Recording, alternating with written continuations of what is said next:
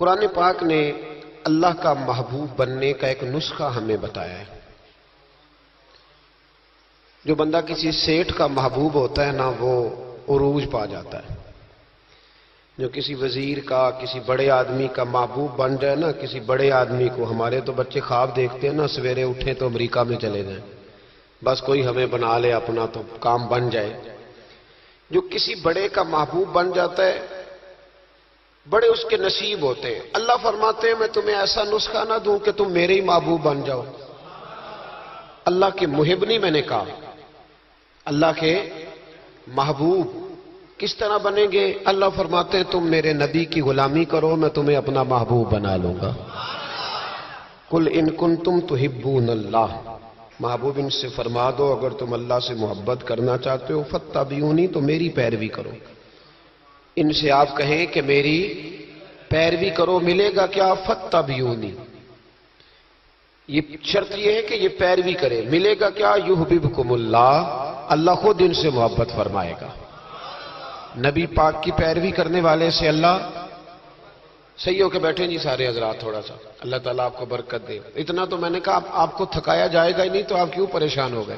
اطمینان سے بیٹھے۔ نبی پاک علیہ السلام کے طریقے پر جو بندہ چلتا ہے نا، جو حضور کے طریقے پہ چلتا ہے وہ اللہ کا محبوب بن جاتا ہے۔ جو شرط یہ ہے کہ وہ اخلاص کے ساتھ نبی پاک کے طریقے پہ چلے، دنیا کو دکھانے کے لیے پگڑیاں نہ باندھتا پھرے۔ وہ کہے کہ چونکہ میں پیر صاحب ہوں تو میں نے باندھنی ہیں، اس لیے یہ ماحول نہ بنائے، وہ بنائے اللہ کی رضا کے لیے۔ اللہ تبارک و تعالیٰ کی رضا کے لیے نبی پاک کی غلامی کرے، اللہ اسے اپنا محبوب بنا لیتا ہے۔ حضور کی کچھ سنتیں ہیں، کچھ چیزیں نبی پاک کو پیاری ہیں، کچھ تو آپ نے سنی ہوئی ہے، جیسے میٹھا کھانا سنت ہے، جیسے مسواک کرنا سنت ہے، جیسے مسکرانا سنت ہے۔ مسکرا رہے ہیں نا جی ماشاءاللہ، پریشان تو نہیں نا کسی بات میں؟ مسکرانا بھی حضور کی، شروع میں نمک کھانا، بعد میں نمک کھانا، درمیان میں میٹھا کھانا، یہ حضور کی سنت ہے۔ اور امامہ باندھنا نبی پاک کی، یہ چیزیں حضور کی پسند ہیں۔ نماز نبی پاک کو بڑی پسند ہے۔ فرمایا مجھے تمہاری دنیا کی چیزوں میں سے، دنیا کے کاموں میں سے جو کام بڑا پسند ہے وہ نماز پڑھنا ہے۔ خوشبو حضور کو بڑی پسند ہے، دودھ نبی پاک کو بڑا پسند ہے۔ یہ بھی ساری سنتیں ہیں۔ اسی طرح کی دو تین باتیں میں نے عرض کرنی ہے آپ کی خدمت میں۔ جس طرح نبی پاک علیہ الصلوۃ والسلام کو خوشبو پسند ہے، تکیہ پسند ہے، مسواک پسند ہے، اسی طرح تھوڑے مال پر قناعت کرنا یہ بھی میرے نبی کو بڑا ہی پسند ہے۔ تھوڑے پیسوں پہ راضی ہو جانا یہ نبی پاک کو، سادے مکان میں رہنا یہ حضور کو بڑا پسند ہے۔ سادی روٹی کھانا یہ میرے نبی پاک کو بڑا، یہ بھی حضور کی پسند ہے۔ تھوڑے رزق پہ راضی ہونا اور اس طرح راضی ہونا کہ لمبے سجدے ادا کرنا یہ میرے نبی پاک کی پسند ہے۔ حضور نے صرف غریبوں سے پیار نہیں کیا۔ ہمیں یہ سنایا جاتا ہے اور ہم ہمیشہ یہی سنتے ہیں کہ حضور نے غریب سے بڑی محبت کی۔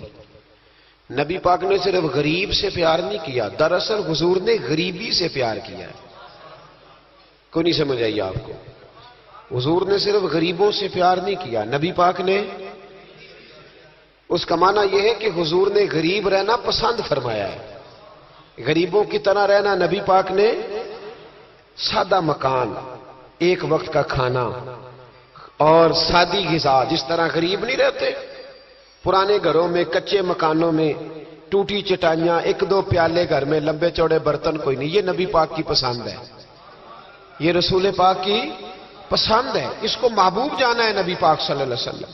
حضور نے اس کو پسند کیا۔ حاتم تائی کی بیٹی قیدی ہو کے آئی، جب اس کے قبیلے پر، اس کے علاقے پر مسلمانوں نے حملہ کیا تو حاتم تائی کا جو بیٹا تھا عدی بن حاتم، وہ اپنی بہن سے کہنے لگا ہمیں پتہ ہے ہم مسلمانوں کا مقابلہ نہیں کر سکتے تو بھاگ جانے میں بہتری ہے، چلو بھاگ چلتے ہیں۔ تو بہن کہنے لگی بھائی تو نے بھاگنا ہے تو بھاگ جا، میں سردار کی بیٹی ہوں، میں قوم کے ساتھ جیوں گی، قوم کے ساتھ مروں گی، تو نے بھاگنا ہے تو بھاگ جا۔ عدی بھاگ گئے ڈر کے، یہ خاتون جو تھی ان کو گرفتار کر لیا مسلمان عورتوں نے، تو کہ یہ تلوار لے کے آئی تھی لڑنے کے لیے۔ ابن اسحاق ابن حشام دونوں کتابوں میں روایت موجود ہے۔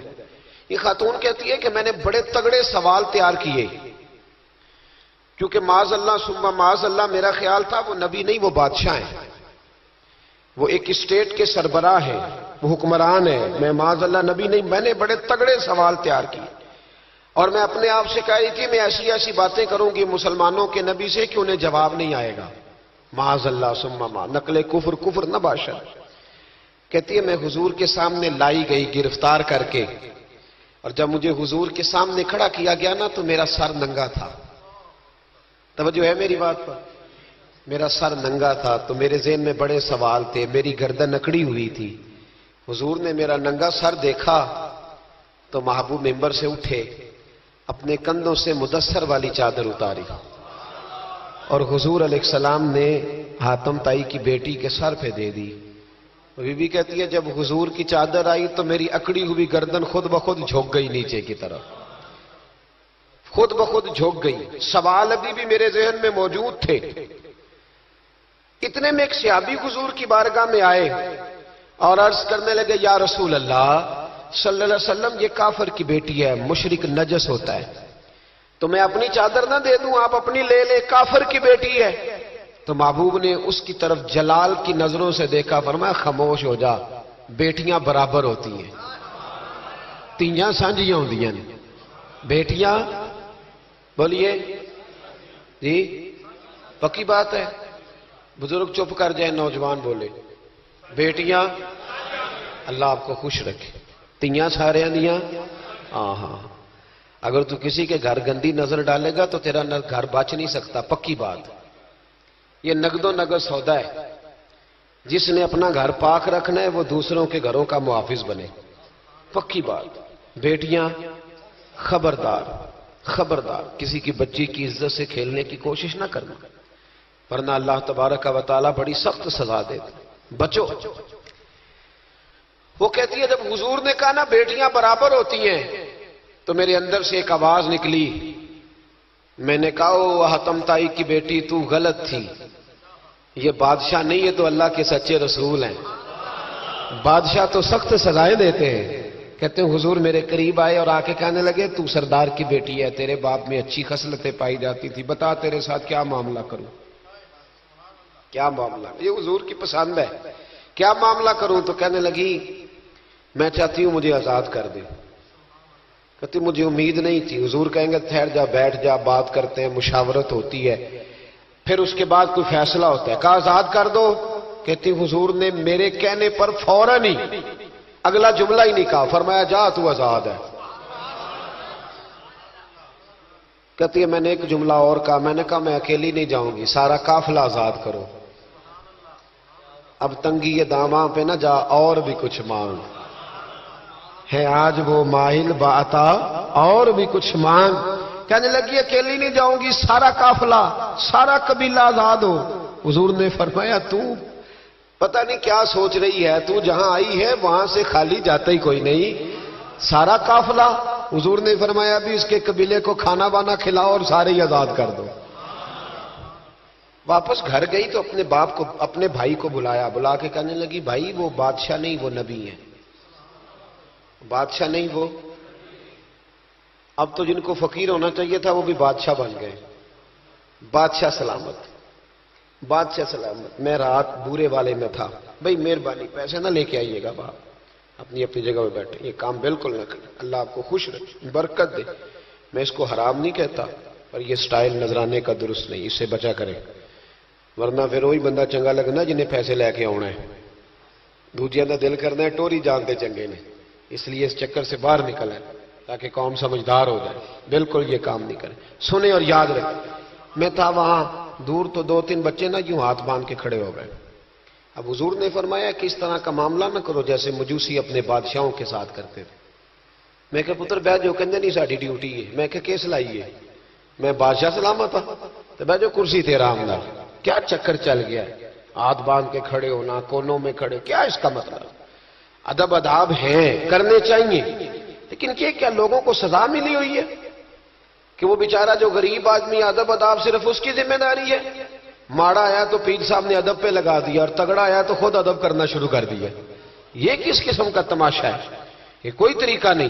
ادب اداب ہونے چاہیے لیکن غریبوں کو انہیں سزا نہ دو اگر بیچارے آ گئے ہیں تمہارے آستانہ عالیہ. بہرحال آمدام برسر مطلب کہنے لگی میں دیکھ کے آئی ہوں جو بادشاہ نہیں نبی ہے. تو ادھی کہنے لگا میں عورتوں کی باتوں پہ یقین نہیں کرتا، میں خود جا کے دیکھوں گا. میں نے کہا غریبی میرے نبی کی پسند ہے. حضور نے اللہ سے غریبی مانگ کے لی ہے. کہا یا اللہ مجھے زیادہ پیسے نہ دینا، ایک وقت کی روٹی دینا. اور حضور فرماتے رب نے اختیار دیا ہے اگر میں چاہوں تو خود پہاڑ سونے کا بن جائے اور میرے ساتھ چلا کرے، پر میں نے اللہ سے زیادہ دولت مانگی. او بھائی دولت بڑی پیاری ہوتی تو سب سے زیادہ میرے نبی کی تجوریوں میں ہوتی. حضور نے دولت بانٹی ضرور ہے لیکن حضور نے اس سے پیار یاد رکھے. ہم تو پاگل ہو گئے پیسوں کے پیچھے بھاگ بھاگ. جو سڑک پہ ادھر جا رہا ہے وہ پیسے دینے جا رہا ہے، جو ادھر جا رہا ہے وہ لینے جا رہا ہے. پیسے کا ہی چکر ہے سارا، پیسے کا ہی چکر ہے. پیسے. ایک صاحب نے فون کیا کہنے لگے کو ٹائم دے دیں، تو میں نے کہا بس یار وقت تھوڑے دے دیں. کہتے تو خوش کر دیں گے. میں کہ مثلا تو کی کرے گا؟ کہتے جننے پیسے کہو گے لب جائیں گے. تو میں نے کہا یار ہر ایک کو بکاؤ مال نہ سمجھا کر، ہمارا بہت زیادہ ریٹ ہے تو دے ہی نہیں سکتا. کہنے لگے کون دے سکتا ہے؟ میں نے کہا دنیا میں کوئی بھی نہیں دے سکتا، ہمارا ریٹ ذرا زیادہ ہے. ہم نے اگر ریٹ مانگنا ہوا تو قیامت کے دن غوث اعظم جیلانی سے جا کے مانگیں گے یا ان سے مانگیں گے جن کے نام کی دہائی دیتے رہے ہیں. تعریف مصطفیٰ کی کرے اور نتیجہ ہم دنیا داروں سے مانگیں، انہی سے لیں گے نتیجہ جن کے قصیدے ساری زندگی گائے ہیں. ہاں تو اس لیے چکر سے باہر آمدام برسر مطلب ادھی کہتے ہیں کہ میں خود جاؤں گا پھر جا کے دیکھوں گا. ادھی مدینے آئے دیکھنے، اور جب بندہ کسی کو دیکھنے آتا ہے تو تنقیدی نظر سے آتا ہے. کہتے ہیں میں مسجد نبی میں پہنچا تو کچی زمین پر غلاموں کے ساتھ، ادھر دیکھو یہ بھی تو حضور کی سنت ہے نا جی. حضرت ابو ہریرہ صحیح سند کی حدیث بخاری میں فرماتے ہیں حضور کے ساتھ ایک سفر میں تھا، نبی پاک علیہ السلام نے فرمایا کھانا نہ پکا لے. حضور پکا لے. فرمایا تو گوشت لے آ، تو اس طرح کر مسالہ جات تیار کر لے، تو فلاں چیز کر لے.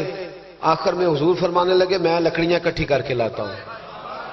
جی اللہ کرے پیرانو حدیث زبانی یاد ہو جائے. آمین تے آکھیا جی میں لکڑیاں کٹھی کر کے لاتا ہوں. لکڑیاں. عرض کی یا رسول اللہ ہم کر دیں گے. تو محبوب نے فرمایا سارے کٹھے نہیں جا رہے؟ کوئی عرض نہیں میں بھی لے آؤں گا. تو فرماتے حضور اٹھے اور لکڑیاں کٹھی کر کے لائے. جب مسجد نبوی شریف بن رہی تھی تو جناب ابو ہریرہ فرماتے ہیں میں 3 اینٹیں اٹھا کے لا رہا تھا، اللہ کے رسول 7 اینٹیں اٹھا کے لا رہے تھے. 7 اینٹیں. چودھری صاحب آپ روز آ کے کہہ دیتے قاری صاحب مسجد کی صفائی نہیں ہوئی. تو نہیں کر سکتا مسجد کی صفائی؟ کیا سمجھتا ہے تو اپنے آپ؟ صدر بننے کا کیا مطلب ہوتا ہے کہ بندہ روب ڈالنے لگے؟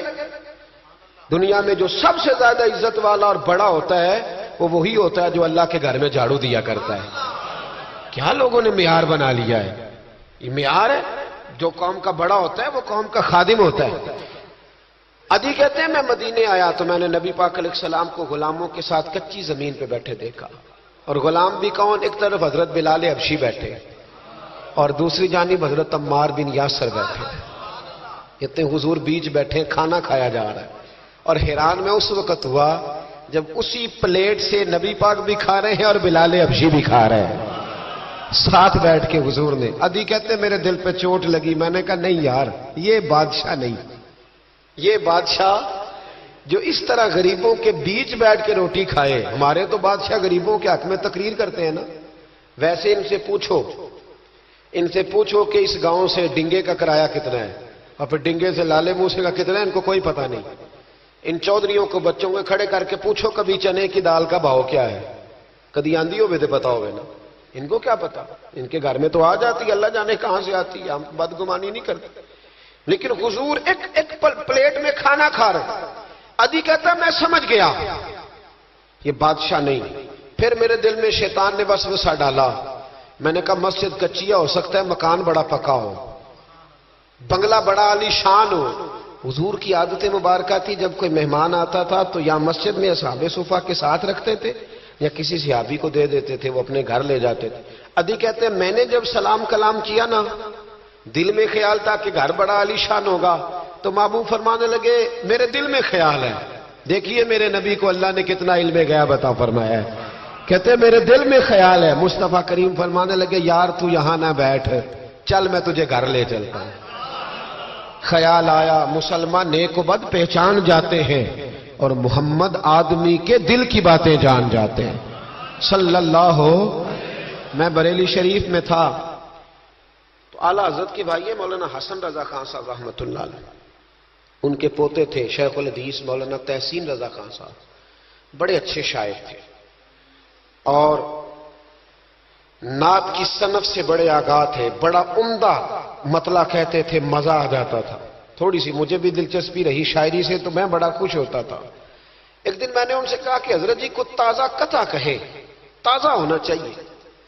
فرمانے لگے چلو 10 منٹ کا ٹائم دو، ابھی کہہ دیتے ہیں۔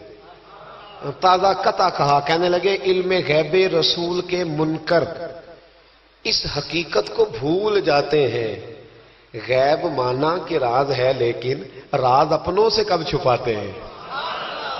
غیب مانا کہ راز ہے لیکن راز اپنوں سے کب چھپاتے ہیں، تازہ قطع کہا۔ ادی بن عاطم کہتے ہیں حضور مجھے لے کے چلے، جب نبی پاک گھر کی طرف لے کے چلے تو رستے میں ایک بوڑھی اماں مل گئی، پھٹے پرانے کپڑے، کہنے لگی یا رسول اللہ میں آپ کی طرف ہی جا رہی، ضروری کام ہے۔ تو حضور نے فرمایا چل تو جا رہی تھی، میں خود جو آ گیا ہوں۔ ادی کہتے ہیں چوک میں اس بوڑھی نے حضور کو کھڑا کر لیا۔ کبھی دیکھے آپ نے اپنا وزیر چوک میں کھڑا؟ آپ کو اسی ایم پی اے کدی نہیں دیکھا، وزیر تو دور رہ گیا، چوک میں کھڑا کر لیا نبی پاک صلی اللہ علیہ وسلم، اور وہ بی بی اپنے دکھڑے سنانے لگی۔ کہتے ہیں قربان جاؤں وہ دیر تک باتیں کرتی رہی اور نبی پاک سنتے رہے۔ ادی کہتے ہیں میرے دل پہ دوسری چوٹ لگی، میں نے کہا جو اس طرح غریبی سے پیار کرے وہ بادشاہ نہیں، وہ اللہ کے سچے رسول ہیں۔ حضور مجھے گھر لے گئے، جناب سیدہ طیبہ طاہرہ حضرت عائشہ صدیقہ رضی اللہ تعالی عنہا کے حجرے میں، اور حضور جب اندر لے گئے تو ایک چٹائی پڑی ہے کھجور کی چھال کی، وہ بھی پھٹی ہے 2 جگہ سے، ایک مٹکا 2 پیالے، ایک تکیہ جس میں کھجور کی چھال بھری ہوئی ہے۔ کہتے ہیں حضور مجھے لے گئے، میں نے محبوب کا وہ مکان جنت نشان، میں نے وہ مکان دیکھا جہاں حضرت جبریل حاضری دینے آیا کرتے، میں نے وہ مکان دیکھا جس کے دروازے پہ 70 ہزار فرشتے ڈیوٹی کرتے، میں نے وہ مکان دیکھا۔ کہتے ہیں میں حیران ہو گیا۔ حضور مجھے بٹھا کے گئے دوسرے کمرے میں، اور وہاں سے حضور سرکہ لائے، کھجوریں لائے، تھوڑا سا کھانا لائے، کہتے ہیں میرے سامنے رکھا۔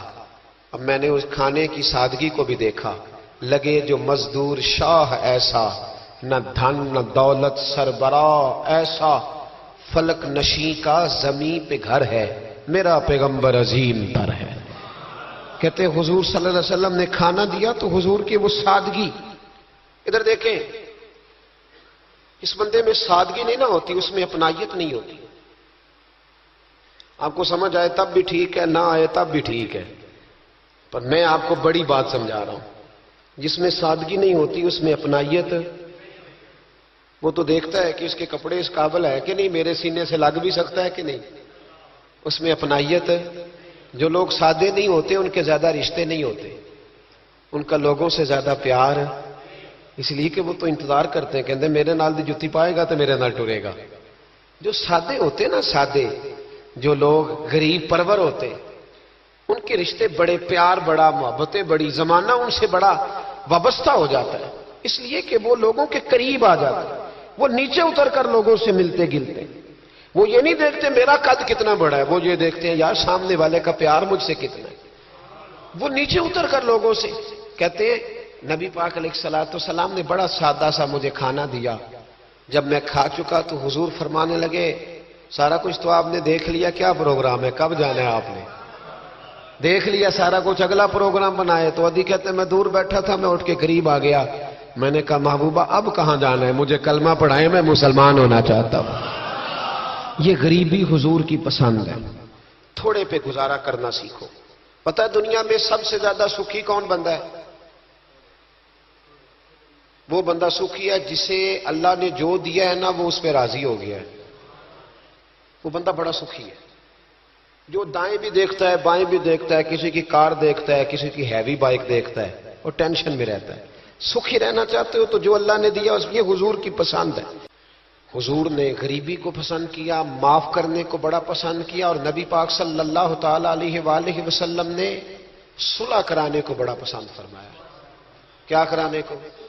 جی فرمایا اگر صلح کرانے کے لیے تمہیں بظاہر خلاف واقعہ بات بھی کہنی پڑے، یعنی لگے کہ جھوٹ بولنا پڑ رہا ہے، تو میرے نبی نے اجازت دی پھر بھی صلح کرا دو۔ آج ہم نہ لڑائی کرا رہے ہیں، لڑائی کرا رہے ہیں، لیڈروں کی بھی لڑائی کئی مشیر کے لات کراتے ہیں، اس پر دلیل دوں گا، مشیر ناراض نہ ہو جائے پر دلیل دوں گا۔ مولا علی شیر خدا سے ایک شخص نے کہا حضور باقی 3 خلفاء کے زمانے میں اتنی جنگ نہیں تھی جتنی آپ کے زمانے میں، تو آپ فرمانے لگے ان تینوں کا مشیر میں تھا، میرے مشیر تیرے جیسے ہیں، اس لیے یہ تباہی ہو رہی ہے۔ مہربانی فرمائیں، مشورہ صحیح دے، ہم ایک دوسرے کو اس طرح کی کہانیاں سناتے ہیں کہ دور کرتے ہیں۔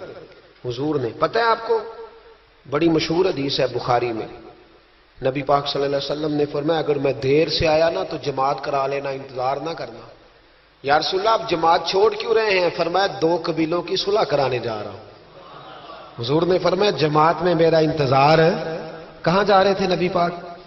بولے سن لو حدیث مسند امام احمد بن حنبل میں، فرمایا 2 مسلمانوں کی صلح کرا دے، اللہ تجھے 2 حج اور 2 عمرے کا ثواب عطا فرمائے گا۔ 2 حج اور چلو ادھر پھول نہیں پہنے، کسی استقبال نہیں کرنا، کسی فوٹو نہیں دینی کہ حج ہی ہو گیا ہے، لیکن حج ملے گا ضرور، اس لیے کہ میرے نبی نے وعدہ فرمایا ہے۔ لوگوں کو قریب کرنے کا سبب بنے، قریب کریں، لڑائیاں نہ کرائیں، صلح کرائیں، مہربانی کریں، اتحاد کی بات کریں، ایک دوسرے اگر 2 بھائی آپس میں ناراض ہیں تو ان کے اندر قربتیں پیدا کریں، کہیں کہ ان کی صلح ہو، انہیں قریب کرائیں، ان کے ساتھ محبت کے رشتے قائم کرائیں۔ ہم لڑائی کرا کے لوگوں کو اپنے ساتھ سیٹ رکھنا چاہتے ہیں، کبھی سنتے نہیں آپ کہ مدینے سے جو لوگ آئے اور جو مکے سے جو لوگ مدینے آئے اور جو مدینے میں رہ گئے حضور نے بھائی بھائی بنا دیے، فرمایا بھائی بھائی بن جاؤ۔ حضور نے ایسے رشتے قائم کیے کہ وہ ساری زندگی قائم رہے۔ تو لوگوں کو لڑانے کا سبب کیوں بنتا ہے؟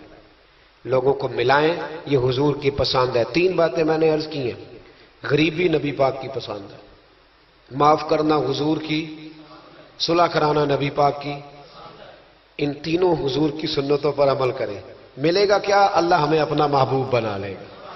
جب ہم یہ کام کریں گے تو پھر رب ہم سے محبت فرمائے گا۔ حضرت داؤد طائی اور امام جعفر صادق کے درمیان ایک دن بحث ہو گئی۔ امام جعفر صادق فرمانے لگے یہ محبت کا ان کا رشتہ تھا آپس میں۔ حضرت داؤد طائی صوفی تھے اور امام جعفر صادق تو حضور کے نواسے ہیں نا جی، اور بڑا عقیدت کا رشتہ تھا آپس میں۔ ایک دن امام جعفر صادق کہنے لگے داؤد طائی میرے لیے دعا کر، تو آپ رو پڑے، کہنے لگے حضور میں نواسہ رسول کے لیے دعا کروں؟ آپ تو حضور کے نواسے ہیں، میں آپ کے لیے دعا کروں؟ تو حضرت امام جعفر صادق کہنے لگے یہی تو دعا کرانی ہے، یہی تو میں نے کیا فرمایا، یہی تو دعا کرانی ہے کہ میرے لیے دعا کر، میں اپنے نبی کی بارگاہ میں شرمندہ نہ ہو جاؤں۔ حضور یہ نہ فرما دیں کہ میرا نواسہ ہو کے تو کیا کرتا رہا، یہی تو دعا کرانی ہے۔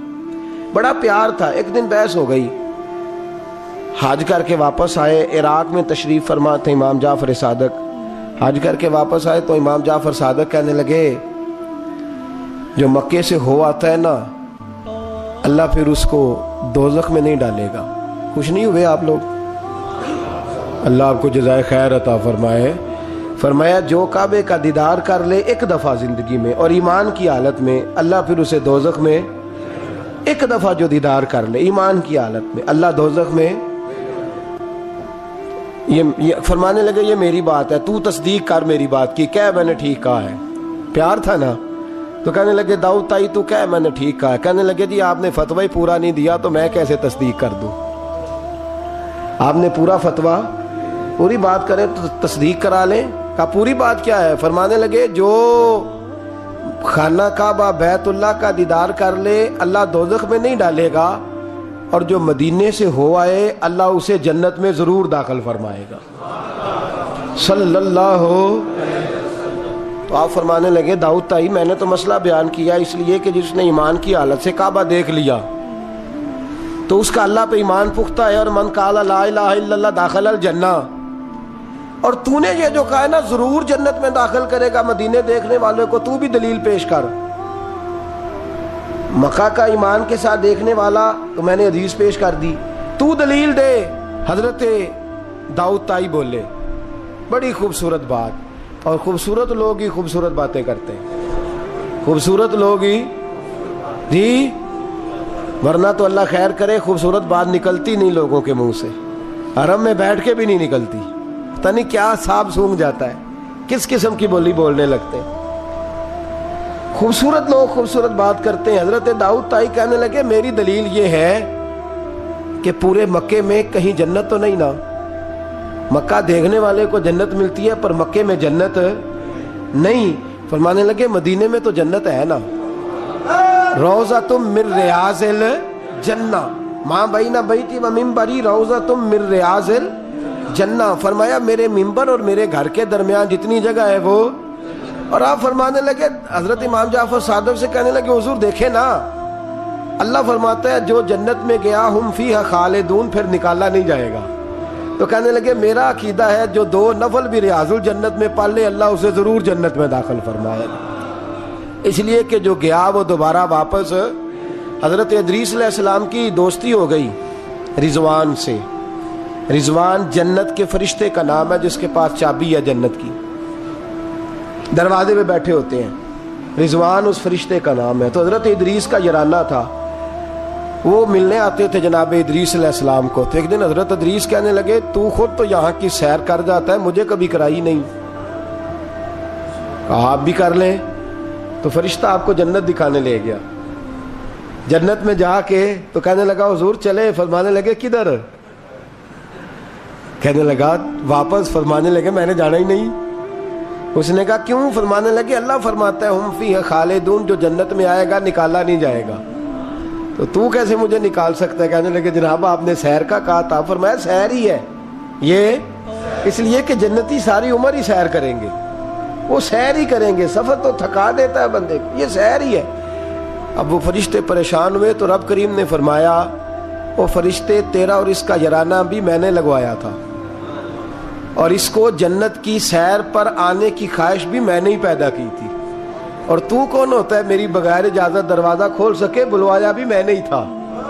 اور یہ جو میں نے کہا نا اڑ جا، یہ توفیق بھی میری ہوئی ہے، میری طلب بھی تو تیرے کرم کا صدقہ ہے.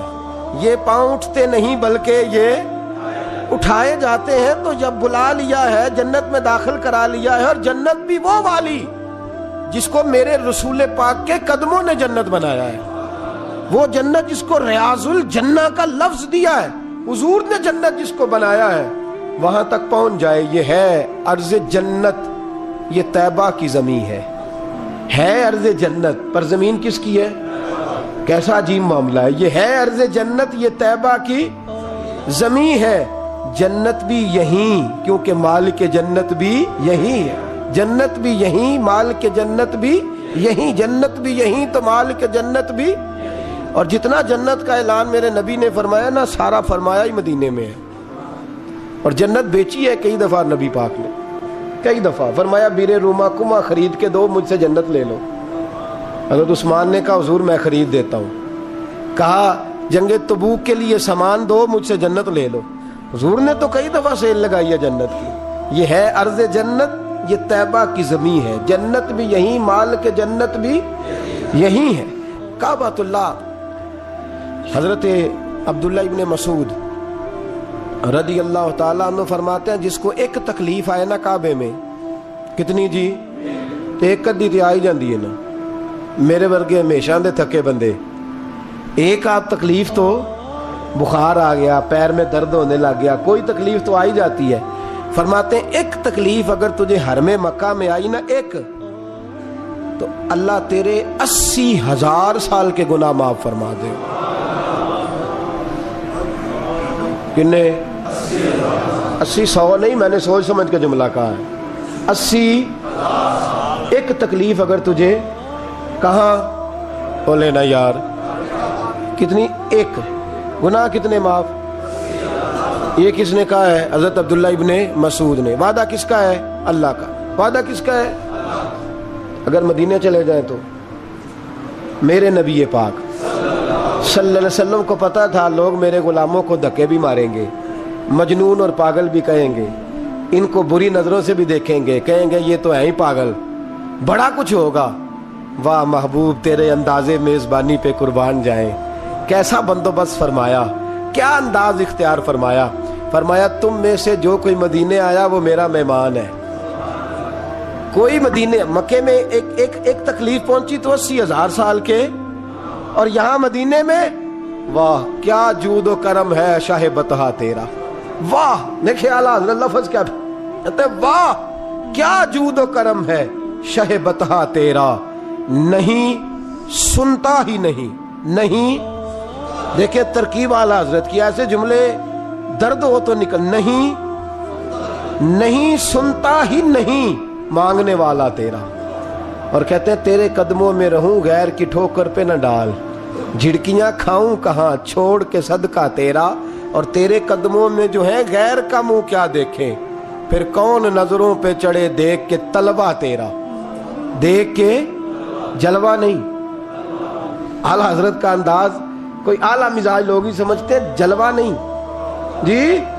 کہتے ہیں جس نے میرے مصطفیٰ کے قدم کا تلوہ دیکھ لیا اس کی نظر پہ کوئی نہیں چڑھتا, تو جس نے جلوہ دیکھ لیا صلی اللہ ہو, کون نظروں پہ چڑھے دیکھ کے تلوہ تیرا. قدم دیکھ لے تو نظر پہ کوئی نہیں چڑھتا, تو جو سیدنا صدیق اکبر کی طرح مولا علی کی طرح جلوہ ہی دیکھ لے.